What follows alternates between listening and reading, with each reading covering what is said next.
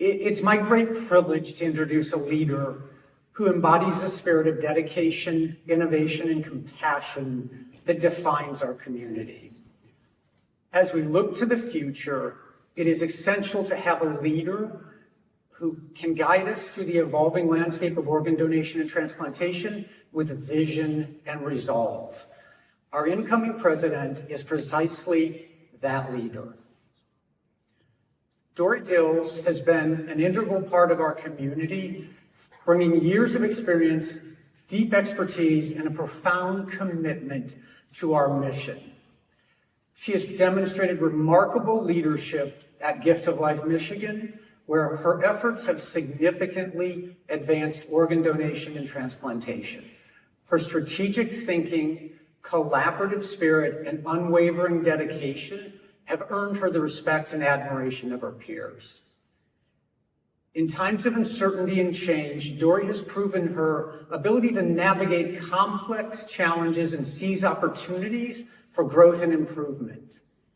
As Dorrie steps into the role of president of AOPO, we are confident her leadership will drive our efforts to new heights. She is committed to building on the strong foundation laid by her predecessors, while also bringing fresh perspectives and innovative ideas to our work. Please join me in welcoming our new president, Dorrie Dils, as she takes the stage to share her vision for the future.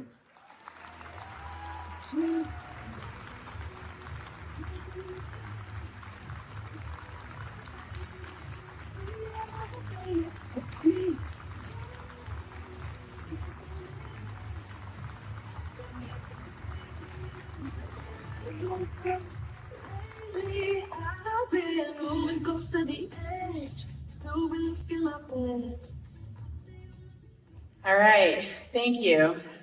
Great way to get everyone here for the president's speech is to put John Snyder after me. So thank you all for being here, and thank you for that very warm welcome. I'm honored to serve as your AOPO president during the next year, a year that may well define and redefine our industry. When I was asked to consider this opportunity, I could not help but reflect on some of the great leaders who've served before me, legendary leaders, true trailblazers, and I am truly humbled to be on the same list as them. I can only hope that my legacy will be as enduring. I want to start by acknowledging a few people. First, I want to thank Colleen McCarthy for her leadership this past year. If you think it's easy to bring 48 OPO CEOs to a decision about a strategy or a path forward, you're at best delusional. But Colleen navigated that challenge with confidence and grace. I admire her courage when it was needed and her ability to sort through the feedback she received and formulate a plan. Sometimes leaders paint a picture that others cannot see, and Colleen helped us see what she hoped to accomplish. It's very easy to have opinions and commitment and criticisms, but the commitment that it takes to raise your hand and lead is what I admire most about Colleen. I also want to acknowledge and thank Barry Massa for his guidance and support in helping me get up to speed. I've learned a great deal from him, and he's always just a text away. And no, Barry, I am not going to lose your number. I think we should all extend much gratitude to Steve and the AOPO staff who make the association run so smoothly. And believe me, much of the work they do flies well below the radar. Steve reminded me not too long ago that he came to our industry at the start of the pandemic. With what he has experienced over the last 4 years, it truly has been baptism by fire. New and controversial regulations, an association divided, a global pandemic, congressional scrutiny and hearings, countless news stories, and good Lord, even John Oliver came calling. It's been a wild ride so far, and Steve and his team have handled it so professionally. Thank you, Steve, Roxanne, Kim Midland, Jenny, Max, Rob, Kim Olson, Denise, Megan, and Satari.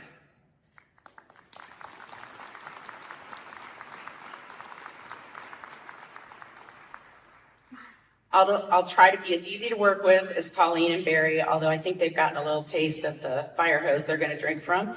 But I do know that the association is stronger today than it was when Steve arrived, and I'm inspired and encouraged that we have the right people in place to get the work done. I want to thank the AOPO board for their commitment and involvement this past year. We made tremendous progress on many issues, including, and perhaps most notably, a rewrite of the bylaws, which will help guide the board well into the future. We had countless discussions about the vision and the position and the path the association will take on issues, including some very productive discussions this week. And I truly appreciate the diverse voices of the board and the many CEOs who participated in that planning. I also want to give a shout out to all the committee chairs and members. The real work of our association happens in those committees, and the many volunteers who lead are helping us all improve, all to get better. Finally, I want to thank my incredible Gift of Life Michigan colleagues for affording me this opportunity.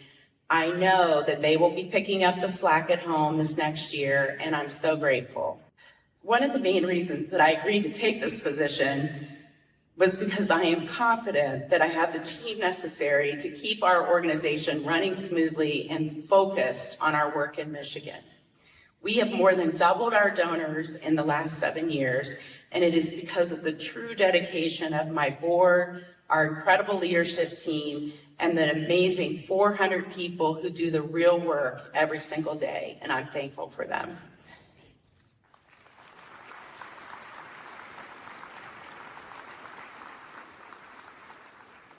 The Association of Organ Procurement Organizations has long been the vehicle for our uniquely collaborative field. It's been through AOPO that we have worked to solve many of the challenges that we face when trying to serve our communities, our donor families, and the patients who are desperately waiting for an organ transplant. I believe that my engagement in AOPO has been an important part of the personal and professional growth. I celebrated my 33rd anniversary in organ and tissue donation last month, and I have been attending AOPO meetings for most of those years, minus a couple of maternity leaves and one ruptured appendix year. My initial interactions involved serving on some of those valuable committees that sort out the specialized problems that we face. I've had the honor of leading some of those committees, presenting at meetings like this one, and I've certainly always been in the audience learning from all of you. When I came to Michigan in 2016, I turned to many of those same colleagues for support and guidance. They were a lifeline that I knew I always had, and enduring friends forever. The value of this association in my mind is immeasurable. And I hope over the next year that we can continue to strengthen AOPO to serve our membership. While we may not always agree, we must stay at the table and listen and debate our differing viewpoints. In fact, I'm a firm believer that every good argument deserves a counter-argument. We must continue to fill the space with the tension and the passion it takes to solve these very complex problems. People's lives depend on us to do so. I also believe that it's through this association that our leadership development occurs, and it is vital that we continue to grow and mentor our future leaders. There are many people in this room who've done this work for a very long time, and I believe we will be better served by inviting the newer voices to the table and listening more than talking. I know there are many new and innovative ideas out there, and I look forward to hearing from all of you. You may have noticed that the song I walked up to was Let's Dance from the Barbie movie that was a huge hit last summer. My pink suit, I don't usually wear hot pink to work, and many of the pink in the audience also has meaning, and if you'll give me a moment, I'd like to explain. Last summer, I was on a flight home from somewhere. Honestly, I lose track. I love to work on planes. There's something about the background noise, or more likely that my phone cannot distract me, which typically makes me highly productive. This was a longer flight, and I'd planned on getting a lot of work done. I was pulling out my laptop when the guy in front of me reclined a seat all the way back. I could practically see the color of his eyes. And this, of course, made my laptop crammed into the seat back table, and trying to see my files was proving impossible. Then the internet wouldn't work, and I decided to just give up, and I was scanning through the movies when I came across the Barbie movie. Earlier in the summer, my middle daughter, Caroline, had told me that she had gone to see it and she absolutely loved it. Now, Caroline is the last person I would think of when I think of Barbie. In fact, one year for Christmas, her grandparents made the mistake of mixing up her gift with her sister's, and when she opened up a Barbie, she flung it across the room and said, "Barbie, I hate Barbie." Now, to be fair, she was 4, and her manners have improved immensely. So when she told me that she loved the movie, I was intrigued, and on her recommendation, I decided to try it. I'm not sure if I was tired, salty because I couldn't work, or hangry, probably all of the above. But I got about halfway through the movie, and I absolutely hated it.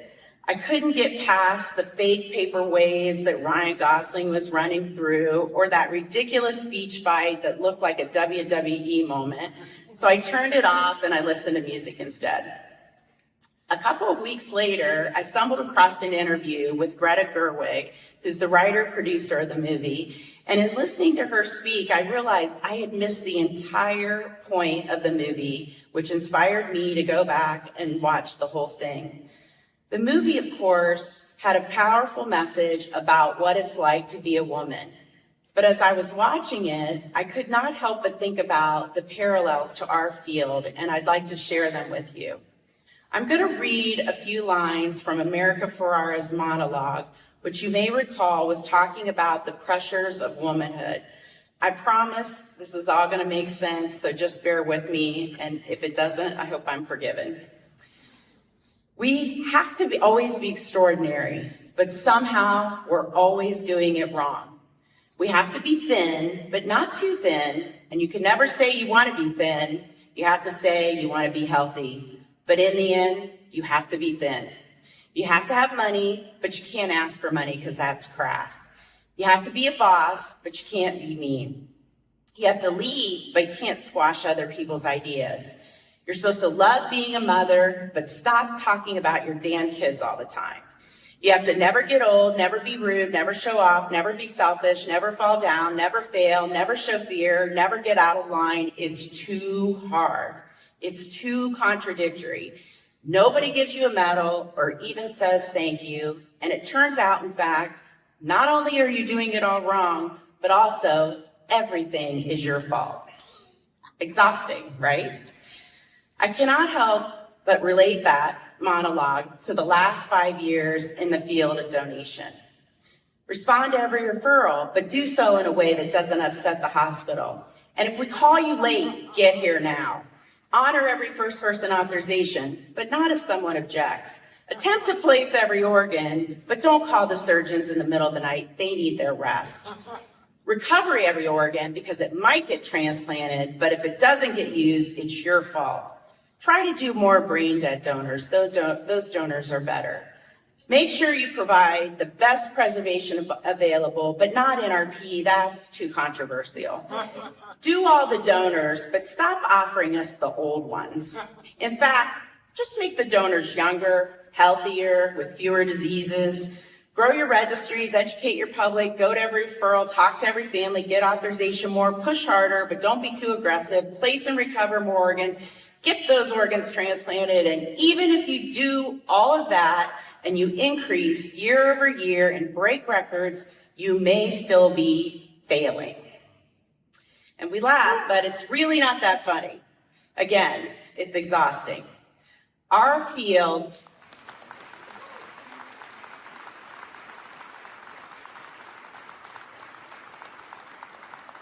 Thank you. I see you who started that clap. Thank you very much. We laugh, really, but it is not that funny. Our field is undergoing significant reform and has been under attack by nearly every major news outlet. The New York Times, the Washington Post, the LA Times, Politico, The Hill, and of course there is that John Oliver segment. Then there are members of Congress who accused us of losing organs more often than luggage, or report that thousands of organs are being wasted because the monopolies responsible are failing. I know for me, after 33 years, it's been really hard to hear all this. I want to first say, I know we need to do more. We need to keep pushing and striving, and I know everyone in this room agrees with that. No one wants a patient to die waiting for an organ transplant. But we are not failing. We are not the enemy, despite what has been said and written about us. As I mentioned, I've spent my entire career in this field, and I have been privileged to meet and work beside so many incredibly dedicated and selfless people who have literally given their lives to this cause. I know personally, when you take a job in the donation field, it is a whole family commitment. Certainly, my now adult children would agree that my work impacted their lives, sometimes on a daily basis. But none of us would change a thing, because we are the good guys. We make miracles happen every single day. I also know that none of us rest easy when people still die in the United States waiting for an organ transplant. We want them all to get the organ that they need, but the work is complicated and the many entities working within the process must improve, not just the OPOs. Simply adding regulations to one part of the system or regulations that are not aligned across all stakeholders will not solve all the issues. Donation has been rising for many years. We've always understood the urgency, and we've always pushed ourselves to do more. And the truth is, transplant is not growing at the same rate. There are many reasons why an OPO will perform better than another in a given year. The reasons are granular and they're unique. I believe wholly in accountability and responsibility for growth and continued improvement, and I know you all agree with me. I also know if any one of us had the magic bullet to increase transplants, we'd use it and we'd share it with everyone. But those who are talking about us have never worked in our field. They've never sat across from donor parents on Christmas Eve to ask them to donate their baby's organs so that another child will not die on Christmas Day. Those people have never watched as patients linger on the wait list, getting sicker and sicker because one of the many organs offered to them wasn't good enough.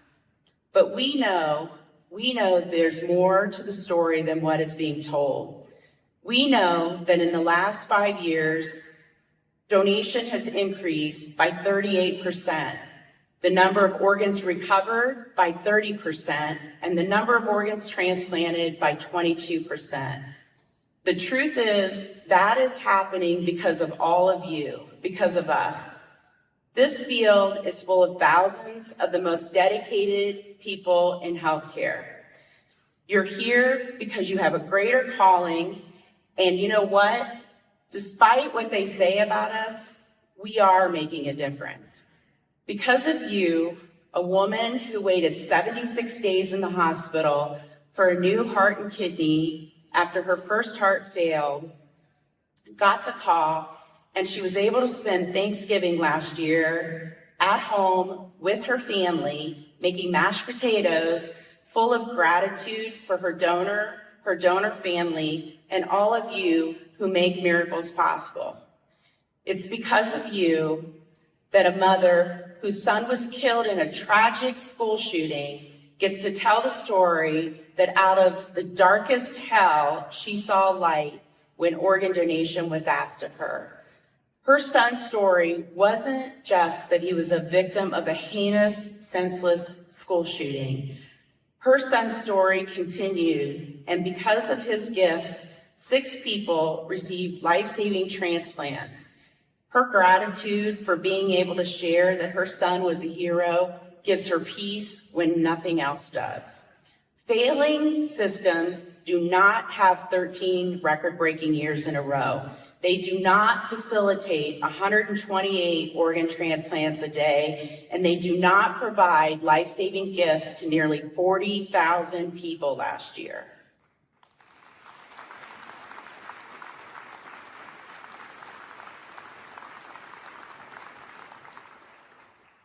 But we're also acutely aware that 11,000 patients were either removed from the list because they were too sick to transplant or they died while waiting, and that is unacceptable.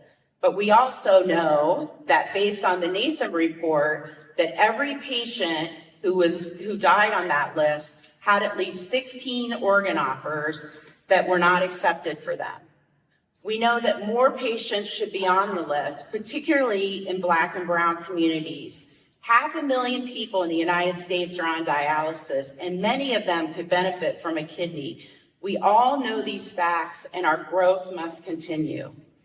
However, the advances must continue across the entire donation system. We cannot continue to recover precious organs, only to go back to a grieving family and tell them we were unable to use them. It's a secondary loss for them, and it's a tragedy for those who died on the list waiting. I applaud the recently announced initiative to incentivize transplant centers to expand their programs. It is long overdue, and I'm not making light of the complex challenges that transplant centers face with their programs and their patient population. But it is not lost on me or anyone in this room that while growth on that end of the spectrum is being incentivized, we are facing decertification if we do not increase, and it's unacceptable.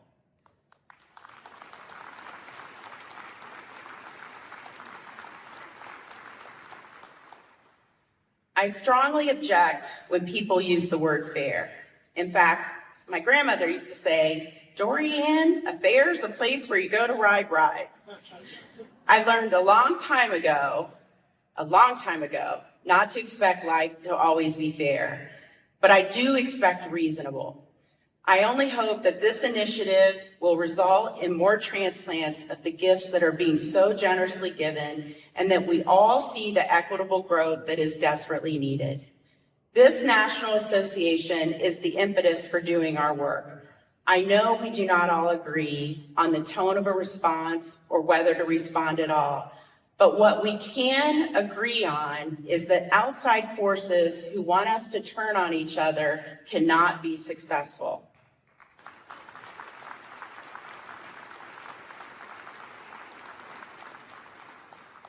In my experience, the best way to silence critics is to put my head down and work hard.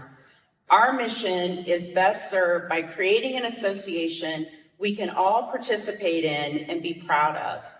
The association is only as strong as its participating members.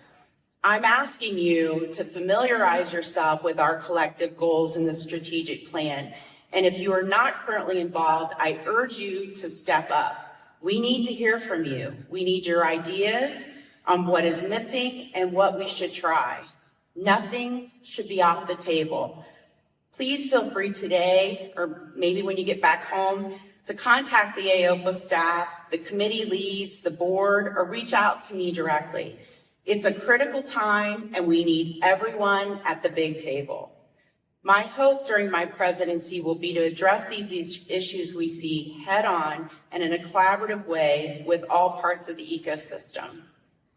Thank you for giving me this opportunity to serve. I'm happy to lead, but it takes all of us together to be successful. And I know that we can if we continue to focus on the good work we do and where we can do better. Sometimes that can be daunting with what feels like constant attacks being thrown our way, but what you do matters. It matters to the donor families that we are privileged to walk beside through their most difficult days, and it matters to the thousands who desperately need organ transplants. In the Barbie movie, she was confused when her life was turned upside down and she lost her pink perfect life. I've felt that way the last 5 years. I feel like my life has been turned upside down at times. But Barbie realized that she had the power to make things right, and she set out in her Barbie dream car with determination to do exactly that, to travel to a new strange land and bravely confront the issues head on. And she did. I don't have a pink convertible, and I can't promise you the road ahead will always be smooth.